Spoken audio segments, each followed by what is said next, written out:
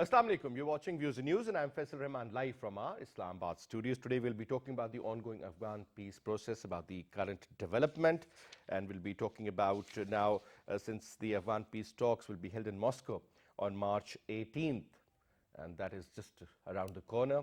And let's see what sort of developments we get to witness out there. But later on, Turkey to host Afghan peace conference in April 2021 after this. So next couple of weeks would be really important. So talking about today's issue, we'll be talking about the Taliban, and as we all know that they have agreed to attend the Afghan peace talks in Moscow. A high-level delegation of 10 members of the Islamic Emirate of Afghanistan, led by the Taliban co-founder Mullah Brother Akhund, will attend the meeting held in Moscow on March 18th. At the same time, it further states that if we withdraw and no deal was made with the Taliban, I think the government of Afghanistan is going to be in for a very stiff fight to retain possession of towns and cities, stated by the commander of U.S. Central Command, General Kenneth McKenzie. Furthermore, Pakistan's special envoy in Afghanistan, Ambassador Mohammad Sadiq, traveled to Iran and held talks with Iranian Foreign Minister Mohammad Javad Zarif to discuss the future of Afghan peace process. And the United States currently has 3,500 troops in Afghanistan, 1,000 more than the declared total of 2,500. This report was published in New York Times. And last but not least, the scope of the U.S. presence has become a contentious issue in Afghanistan, where the Taliban want the Americans gone, while the government's beleaguered security forces rely on U.S. air support. Report again was published in the New York Times. And as we all know that there was this letter sent to the Afghan president, Ashraf Ghani, in which the Americans very categorically stated that now he needs to make sure that whatever process is taking place should be meaningful. And at the same time, having said that, since there is a lot of issues among the government and the Taliban. Now, again, there was this interesting formula of power sharing was also discussed. And then, other than that, if they believe that if they just leave like that, the Taliban will take over and a civil war-like situation would be there in place in Afghanistan. So that is something which they do not want. What sort of a role Pakistan can play? The regional players like Russia, China, or Iran can play. We'll be throwing light on that aspect as well. So talk about this, let me introduce you to our panelists. We have with us in our studio, on my right is Dr. Uqab Malik Saab. He is an expert on foreign affairs and international relations. Thank you very much, Uqab Malik, for your time, sir. Thank you. And we have with us Air Commodore retired Iftikhar Bajwa Saab. He's a senior analyst. Thank you so much, sir, for your time as well. Uqab Malik Saab, about a week ago, there was the story that a letter was sent by the Americans to the Afghan president. And they have emphasized that the Afghan president should get up and should follow certain instructions, especially when you're talking about the confidence-building measures. Unfortunately, the major bone of contention, as we all know, was about the release of prisoner, and there was this misunderstanding, perhaps, and later on about the number of people. Because as far as Taliban is concerned, as we all know, they do not have any sort of game plan beyond the borders of Afghanistan. They just want the foreign troops to vacate, and vacate as soon as possible. But after the Joe Biden administration, as we all know, it seems it is not possible to leave Afghanistan in May, and especially when there is this third wave of coronavirus in place. Your take. Well, I don't think the Americans are going to leave anytime soon. You've got to understand that they've got a lot of pressure in the United States to leave after a virtually 20-year war, which is no real outcome as far as they're concerned. The Afghan government has changed. A lot of dynamics have changed for the minorities in the north, for example, and certain vested parties who signed and allied with the US to oppose the Taliban. Dynamics have changed compared to the 1990s, when Taliban took over power and 95% of the country in real terms. That's not going to happen again. It's not going to happen again. The northern areas dominated by the ethnic minorities like the Hazaras and the Uzbeks and Tajiks are very strong in their own areas. They're not going to give that up. And that, I don't think, is an issue with the Taliban either.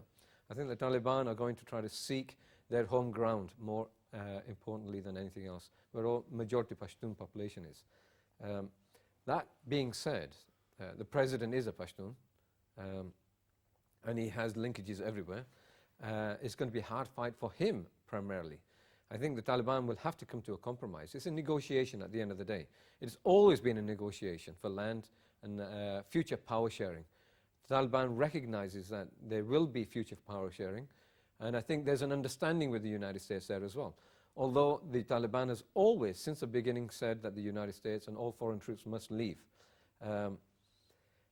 That being said, what would happen is that the Taliban in a very strong position. They negotiate through power.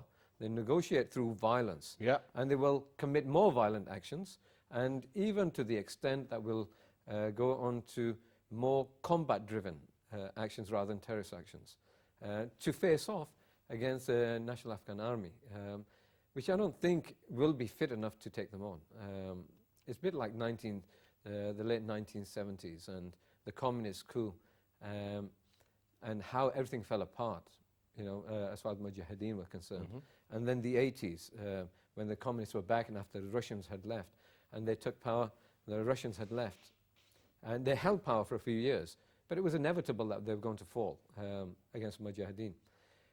A similar dynamic, but I think there's going to be more negotiation in the respect.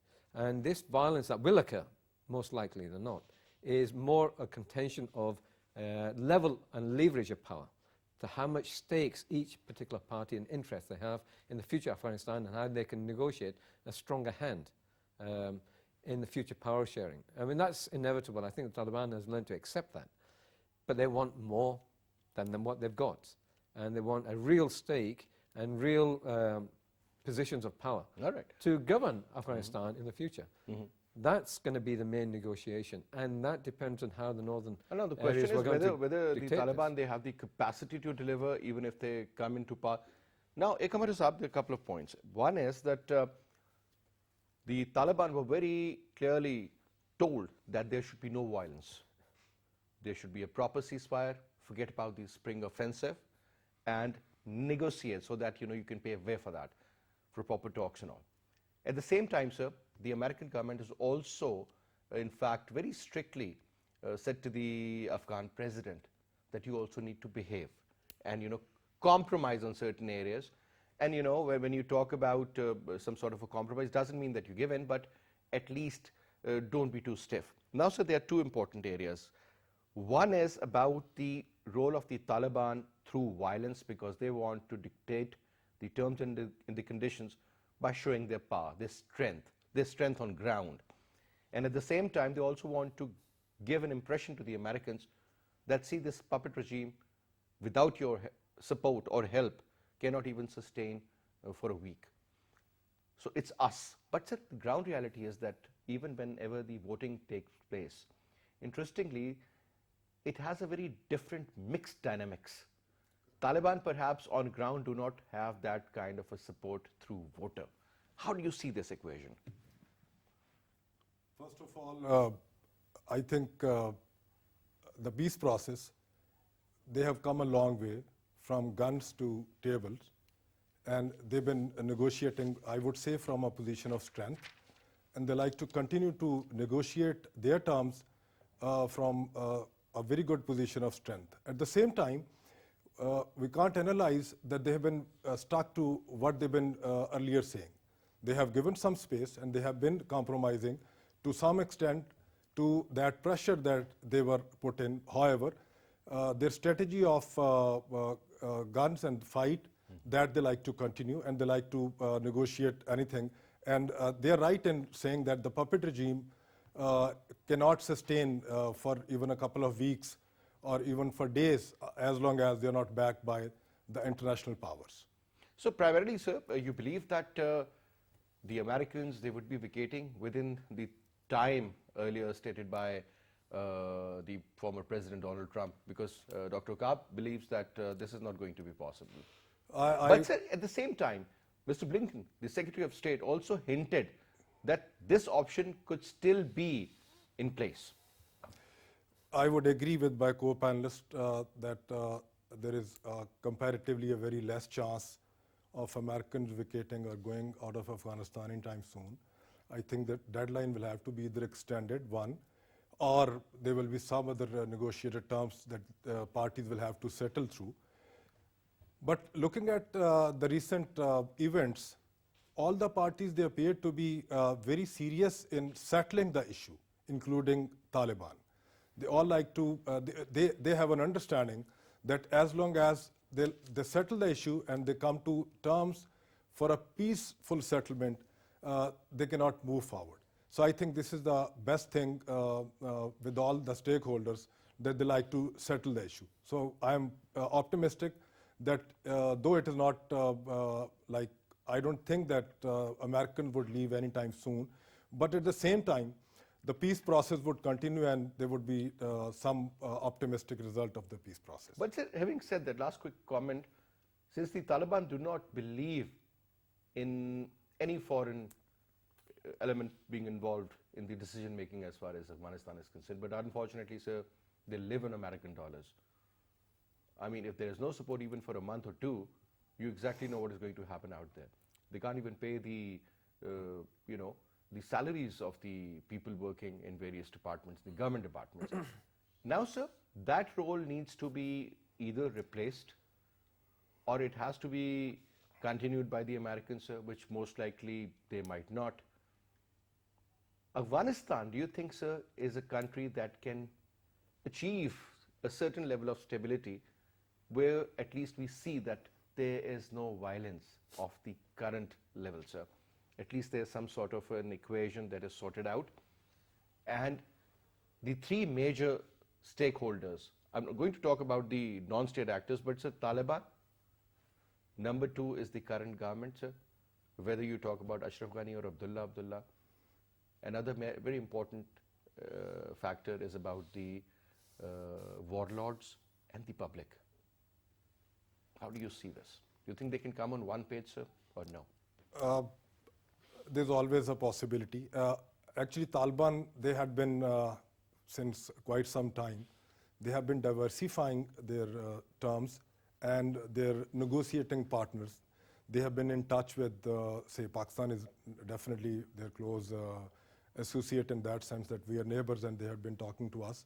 They have been through with these negotiations with China, Qatar, Iran, and many more countries. So they've been on a policy of, I would say, diversification when it comes to settling for any of the deal. So they've been always going to those tables or those deals that wherever they were invited. So this is a positive sign. Having said this, sustainability of Afghanistan on their domestic economy is not possible in near future. Mm-hmm. There is no economy as such. There is no economy as such. And 60 to 70% according to statistics is given to them by the foreign aid. And majority of the aid comes from United States. Russia, China, and many other partners, they don't want to, they're not giving them the sort of aid Americans are giving Afghanistan. And Taliban are cognizant of the fact that they won't be able to sustain. So this is one position of strength for the Americans to bring Taliban to some position of negotiation. On the other side, Taliban have their own strength on ground, that they hold a very big area in Afghanistan where they can implement their policy by some coercive action. So both sides, they have some good points to negotiate. All right, sir. So we've been joined in by Rehman Yusufzai Saab, sir, senior journalist from KP. Assalamu alaikum ji. Walaikum salam. Yusufzai Saab, thank you so much for taking out your time and talking to PTV World. Now, tell us, sir, what's the latest update? What's going on? Now we are hearing that the talks will take place in Moscow on the 18th, and then next month, after about 4 weeks, another round of talks will be held in Turkey also. How do you see these two major developments? I think this shows that the peace initiative actually is gaining strength, gaining momentum. This is the new U.S. initiative along with the Russian initiative. The Russian one actually has been overtaken by events. They were doing, it earlier, but now because of the American new proposals, I think the Moscow meeting has lost its advantage, or for practical purposes, it won't make much of an impact. I think the real, meetings or conferences which can make a difference will be the one in Istanbul, the intra-Afghan, meeting, and also the one that will be sponsored by the UN. I think that apart from that, we'll be seeing the Americans applying pressure on the Afghan government and also Taliban to make them agree on at least certain issues regarding the peace process. So I think this is a season of conferences.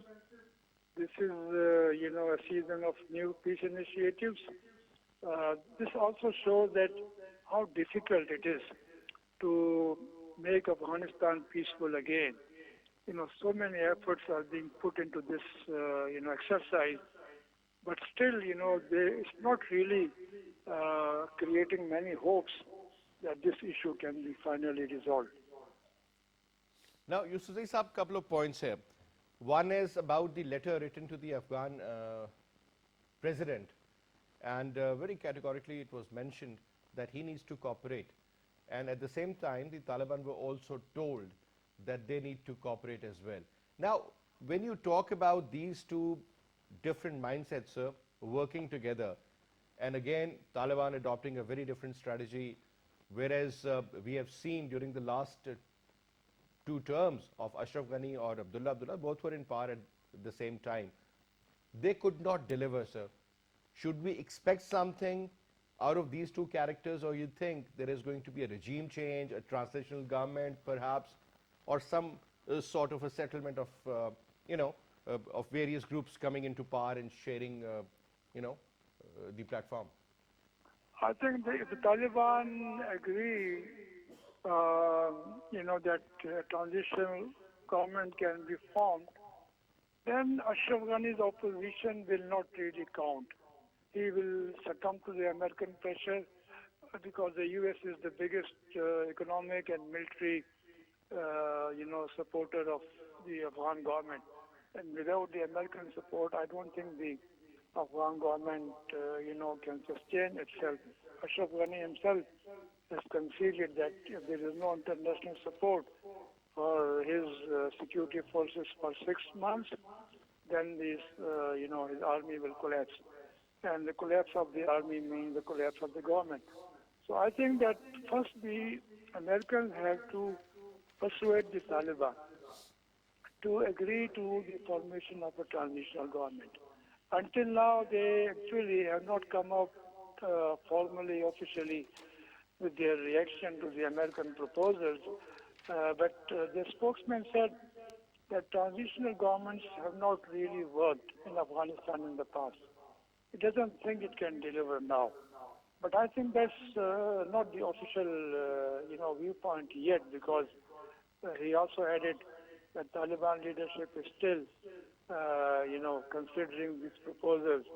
They already decided to attend these conferences. They are sending a 10-member delegation to Moscow, led by Mullah Biradar. And they will also attend the meeting in Turkey. But I think they will not like the Doha process to be replaced by the Istanbul process. All right. So last comment. Negotiating with whoever in Doha and not in Istanbul or Turkey. So I think that the Ashraf Ghani government and Taliban, yes, we know they have deep, mistrust, and also there is such a wide gulf that it won't be easy. But I think what are the other alternatives then? Because we need a transitional government in Afghanistan to be able to, resolve some of the issues, and also the Taliban will not, partner Ashraf Ghani to form an interim government. They would like to have an interim government which does not have Ashraf Ghani or Abdullah or, these kind of people. So I think that's the way. that has to be followed. And I believe eventually Taliban will agree to a transitional government which does not include Ashraf Ghani or Abdullah. But Ashraf Ghani, sir, very clearly mentions that he's somebody who's very important. He cannot be, sidelined. But at the same time, the Americans do believe that he is very rigid and he has to show some sort of flexibility, sir. Do you think Ashraf Ghani would do that? I think if you look at his track record, he also opposed certain other decisions taken by Trump, especially the peace talks with Taliban in the absence of the Afghan government, and then the American willingness agreement with Taliban in February last year to release Taliban prisoners.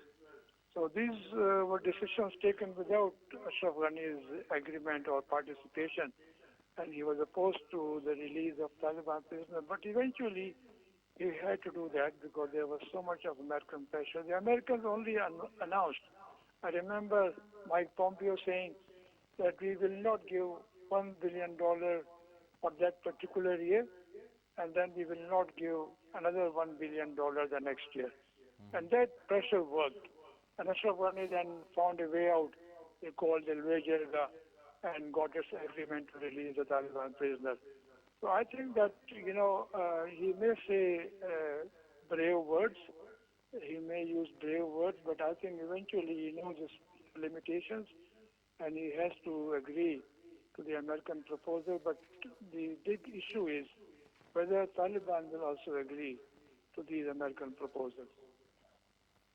All right, sir. Thank you so much for your comments. Yusuf Saab. Now, sir, there's another story in the paper, and that says that the US has more troops. Earlier, the number I'm not talking about the NATO troops, I'm just talking about the US troops. The number was 2,500, that is what we were told. Now they say there are 3,500 and additional 1,000. So are these the contractors? Because a lot of people believe that forget about the men in uniform. The contractors, they are in thousands. And as long as they are there, sir, there could be no peace. How do you see that aspect, sir? Well, contractors are purely business orientated. They're going to get contracts from the US government and other governments, maybe like the European Union and other parties, to sustain themselves. Once that money dries out, they're private enterprises, so they're likely to leave. However, they're a pressure point as well. They're a pressure group on maintenance of a certain degree of American presence in Afghanistan without it being official. But that would also depend on what the Afghan government wants at that particular time. Obviously, the Taliban does not want that. But I want to take it to another point. I mean, these contracts, these are small issues, really. 1,000 troops doesn't really make a difference at all. You look at how large that country is. It's just a very minor point. It's a sole point because it's actually, as far as Taliban are concerned, a foreign presence, even if it's one person. So they want them out, all out. And that's been what they've wanted all along. That being done, if that happens, but I don't think it's going to happen anytime soon, but if that happens, I think the Taliban will come to a certain degree of understanding that they're going to acquire as much as they can, and then they're going to be able to compromise with the opposing forces that they are, what we call the Afghan government. But basically, which is various different parties that are in a coalition together, to oppose Taliban. That's all it is. And they're all got their own particular power centers, and they're in opposition with each other in many ways as well.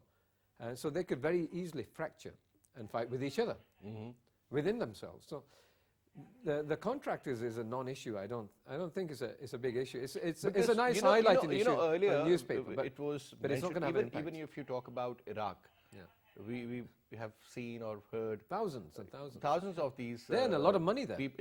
Sir, you're talking about billions And of they're dollars. ex-military anyway. Exactly. And sir, when you talk about this number, let's suppose 3,000, 3,500, whatever the number is, as you mentioned that 1,000 doesn't make a difference, but let's suppose if 150,000 couldn't do anything, this 1,000 doesn't matter. But sir, having said that, now the point is that when you talk about a certain number, let's suppose if they vacate, if they leave America, if they leave Afghanistan and go back to America, but sir, the general perception about the embassies all over the world, the American embassies I'm talking about, they are the biggest. Look at Pakistan for that matter, so right in front of you. And the number of staff, that's always the highest in the world, sir. Whether you talk about Pakistan or even Afghanistan, because they have actually built bomb-proof castles there. Sir. Why is that? It's That pretty is what. obvious. It's So pretty obvious. that's exactly supports your argument that they are not there to leave. I personally, people don't agree with me. So People argue against me. the action. I think it's a and it's a even mistake. another support, which actually really gives kick to your idea, and that comes from none other than the Secretary General of NATO, Mr. Stoltenberg. And he, even before Mr. Blinken issued a statement, he said that no, sir, this is not possible, this is not going to happen. So NATO, after Biden coming into power, they're like this now. Forget about the kind of relationship NATO had earlier with Mr. Donald Trump. Let's look at the bigger Things would change. Things look have at- changed. Let's look at the bigger picture. I'm always about the bigger picture. Look at where Afghanistan is situated. It is absolutely in the most strategic position in Asia. You have the Russians, Central Asia, China, Iran, Out of Asia, Pakistan. as they call it.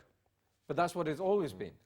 The fact of the matter is, and any strategist would obviously say that it is a strategic mistake to leave Afghanistan now. Given that new Cold War has started already, and it's running very heavily now, vis-a-vis the Americans, vis-a-vis the Chinese and the Russians.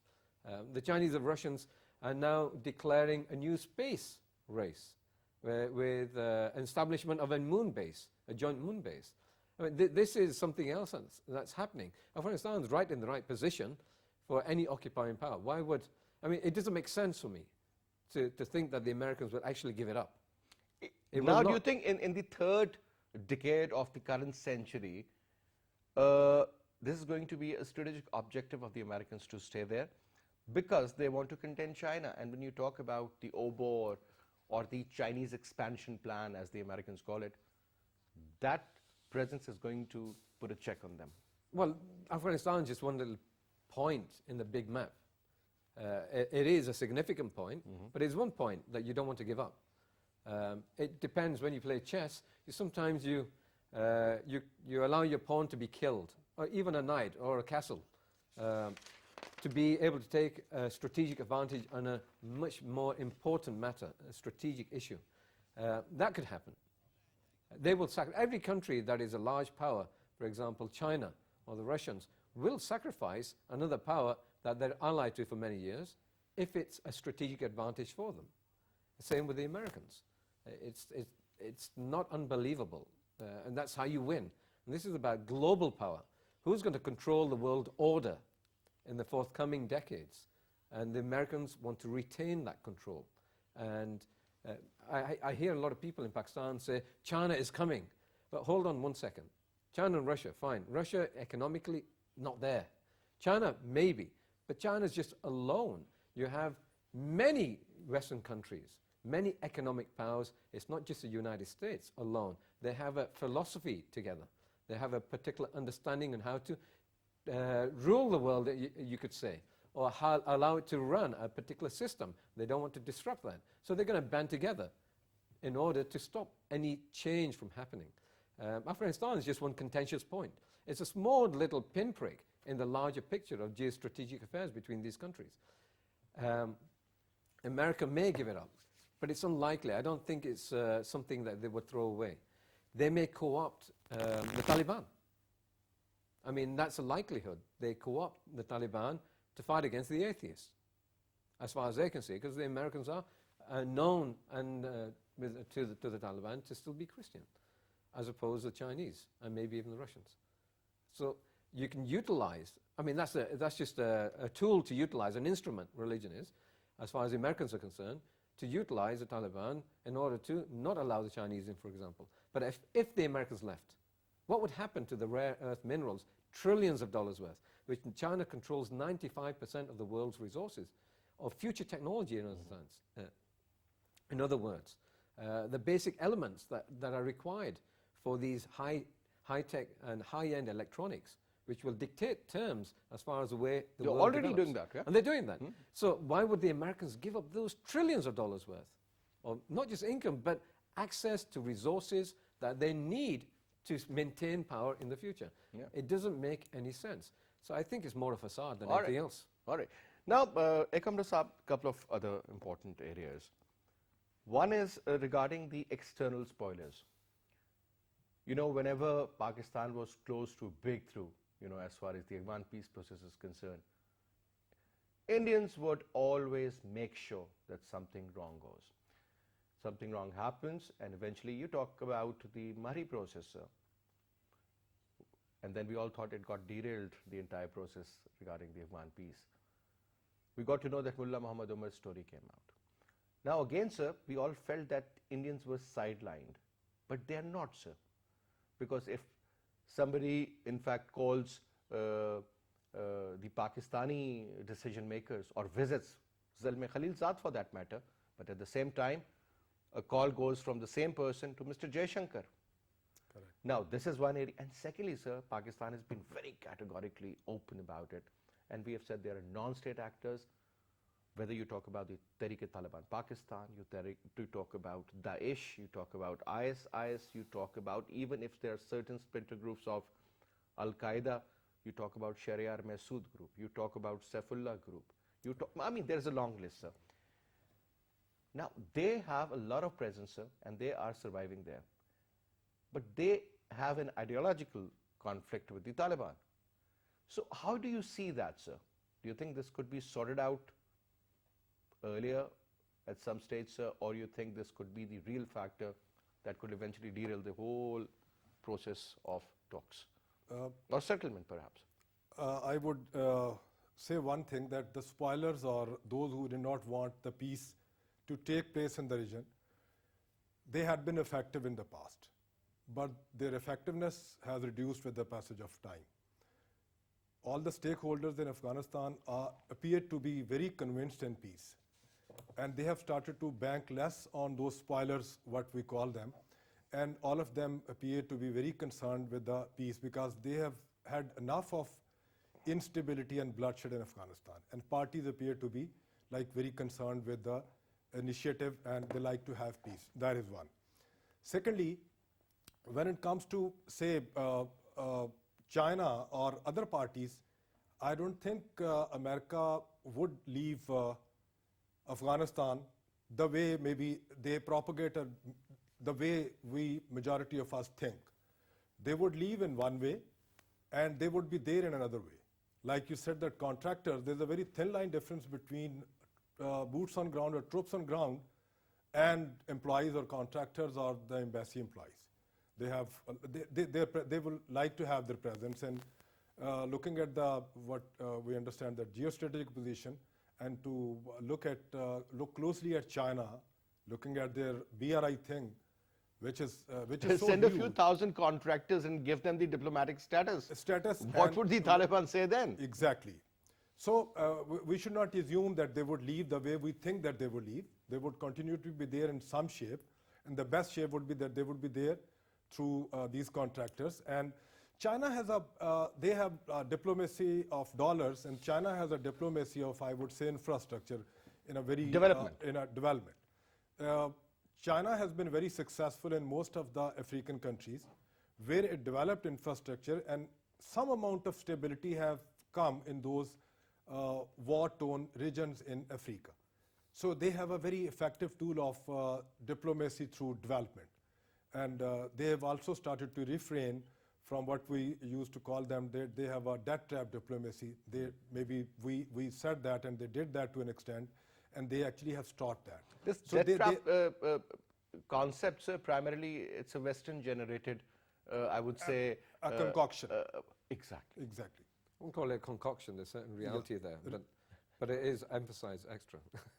So Exaggerate. China would stay effective, and to counter China, there's all the likelihood that Americans will have their presence in some shape, even if the so-called troops are withdrawn.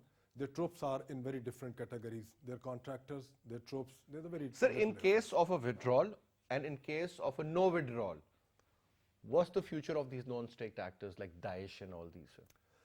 Because they are posing a direct threat to Pakistan, sir.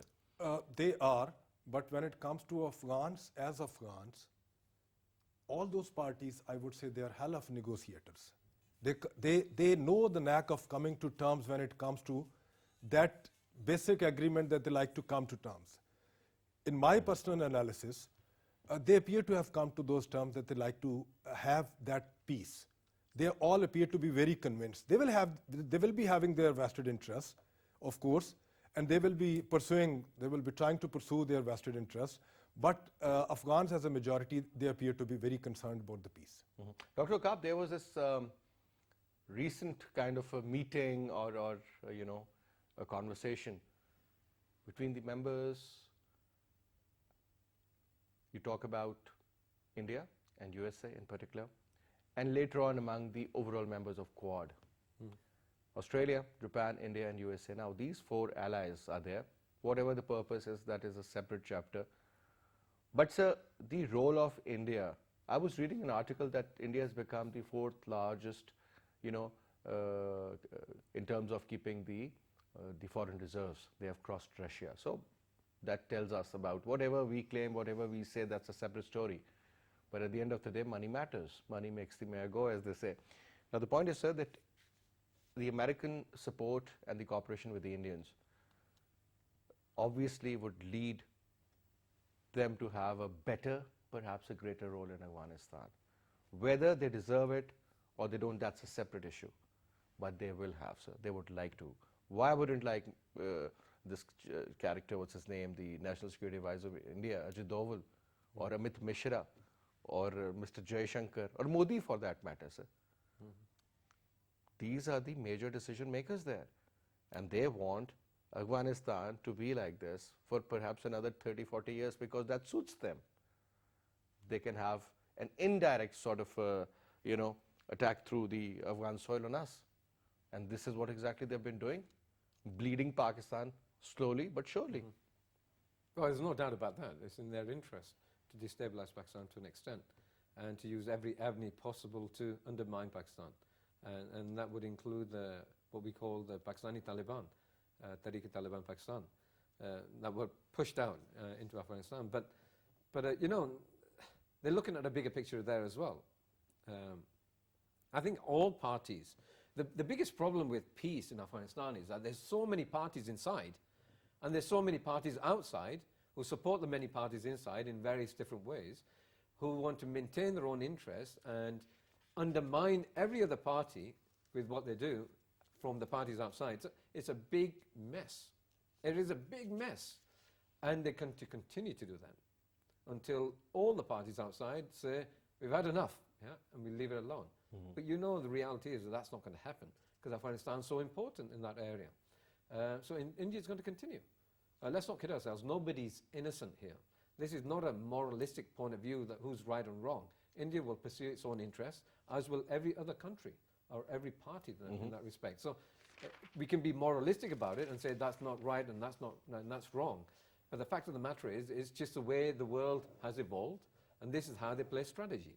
And this is how they're going to get ahead, to undermine their opponent.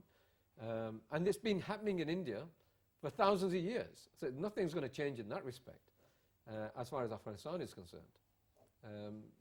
I think it's a fantasy to think that they're not going to interfere. It's just not going to happen. They will interfere, and they will maintain their own interests for the betterment of their interests, to project their own power in every which way, to undermine their opponents. So expecting a long-term solution as far as peace is concerned is just like a dream then. But you need all the parties involved. You see, if Pakistan complains that India shouldn't be involved, well, Pakistan then, you know, has just undermined the peace process, primarily because India is involved, and India must make a stance and say, well, we don't want to be involved anymore, but we don't want to be involved only. But they are not a part of the solution, unfortunately, sir. What this is is not what solution? we claim. This is what a lot of other analysts also say, that they are a part of the problem. But because the kind of stakes Ashraf Ghani, or for that matter in particular Abdullah has in India, the kind of properties they have made there, their bank accounts, their money, their families, everybody, you know. Yeah, I mean, I can't disagree. How can you undermine India then? But I also say Iran is part of the problem, Uzbekistan is part of the problem. Yeah? Because everybody's guarding their own interest. Saudi is part of the problem in this respect and what they've done to create such a mess in that country. Yeah? What about all these other countries? Everybody's been involved in this one way or another. And so we have to come to that realization that you can't take anybody away. You have to come to some form of regional understanding. You know, because this is a regional matter. It filters out. The mess in Afghanistan filters out everywhere else and can cause problems everywhere else. Dr. you just mentioned, I mean, since there are so many adversaries, Pakistan doesn't get along with India. India has a problem with China. I mean, you know, but China is close to Pakistan. China is investing in Iran. I mean, so, you know, when you talk about the money factor, the investment factor, as Commodore Saab mentioned, and so many other aspects. So China suits them because it's a regional power also. America is far away. But, sir, having said that, Pakistan is also making a lot of effort. I mean, our special envoy to Afghanistan, Mr. Mohammad Sadiq, who's a brilliant person, sir. I think he is the man, you know, man to watch. Perhaps, you know, he was all around. He was in Iran. He met the foreign minister, Mr. Jawad Zarif, there. So you think Pakistan can bring Iran, you know, close to Pakistan as far as the philosophy of Pakistan is concerned, or do you think they will be in the Indian camp? For Iran? Yeah, because, you know, for two reasons. One, this P5+1 renegotiation, Biden coming into power, Biden being, as a Democrat, this close to the Indians, and Iran really needs some sort of removal, you know, as far as those sanctions are concerned. Don't you think, I mean, Iran would show its inclination towards India plus USA, you know, and they might, you know, give up on certain accounts as well, as far as the peace process is concerned? I don't doubt that. I think Iran is very pragmatic in this respect. It needs to look at its own future. Its economy is suffering massively because of the sanctions, and it wants to move forward. It wants to be part of the community again, and there's an option forward for that. But it's going to take time. They don't trust the Americans anymore. I mean, that's obvious. Trump being what he was, threw away the deal. So when it's done once, it's, you know, once bitten, twice shy. It's going to happen, and they're going to be very careful. You've got to also look at the history in this region, and where Iran played its part, supporting certain parties as opposed to others, and had very significant links with those. They're not going to stop. They're going to continue to support them one way or another. In that respect, it may undermine the Taliban. It may, because they'll be supporting the Hazaras, where predominantly are Shia, which is a state religion in Iran anyway. So they're going to have that family link, you could say. So they're going to continue that. And whatever's in that, their interest is also a religious matter. So that's very important for them as well. It's less rational in that respect. It's more ideological. Yeah? As far as India is concerned, India's behavior in Kashmir isn't very good. But then nobody's really talked about that anywhere because they're looking at their own. It doesn't matter to them. It doesn't matter to them at the end of the day. So they're going to look at their own interests and what they can get out of it. Every country has done this and will continue to do this. Absolutely. It's not about transactional relationships. That's the way it has always been. So there's no point hue and cry, no point crying and even arguing when you and talk shouting about the about strategic interest or this strategic is just the way the world works. alliances, I mean, obviously, You have to be the other factor cool-headed is always there. and very cold and calculating in the way you act and behave towards others. All right. That's just the way the Machiavellian world actually is. All right. So last quick comment before we wrap up, and that is about the current role of Qatar, sir. We do understand that Qatar has played a very good role, you know, providing them a place, a space, even to open up the Emirates of Afghanistan. But the point is, sir, now, I fail to understand, is Qatar still in the Iranian camp, or during the latest development when they were called, and Mohammed bin Salman, for some rhyme reasons, was a very different man, because earlier he had put 10 points, which were not at all acceptable to anyone, I would say. But he rolled back, sir, and then we saw things sorted out. So, Qatar, so far, I would say that yes, it's not like back to normal setup of the Gulf. It continues to be like different, like it shifted to an extent towards the Iranian camp. and to my assessment, it continues to be so. And it will take some time when the whole thing gets finalized in the region. That is the time that we will be able to say it for sure that how exactly the whole thing comes out. All right, sir. Anyway, thank you so much, Eric Amaro Saab. It was a pleasure having you, Dr. Kaab. Thank you. And that's all we have for this up. I'll see you again. Till then, you take good care. Khuda Hafiz.